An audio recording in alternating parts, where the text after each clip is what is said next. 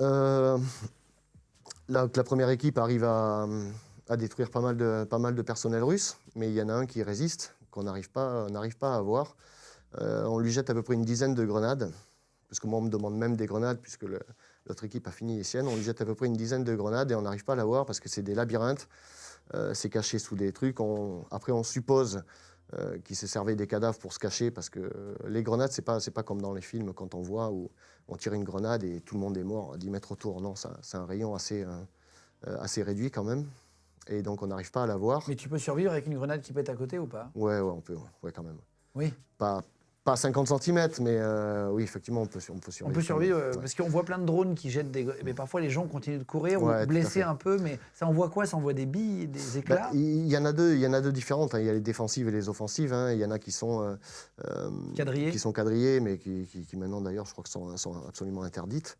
Mais sinon, c'est plutôt un effet de souffle, hein. Donc le gars, vous lui jetez une dizaine de grenades, il est toujours en vie? Ouais, il est toujours en vie, il nous riposte, hein, à travers... dans le noir, on a du mal, hein, parce qu'on est encore entre le jour et la nuit. Donc on est entre j'utilise et j'utilise pas ma vision de nuit. Surtout qu'à un moment donné, si on reste trop fixé la tête dans la lunette, quand on enlève, il faut un temps d'adaptation.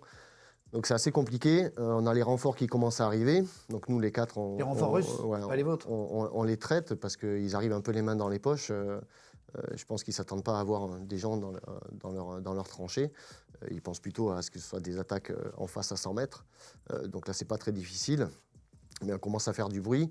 Et ils ont en appui une mitraillette qui a à peu près 200 mètres, qui là, commence à voir un petit peu ce qui se passe et commence à nous rafaler dessus.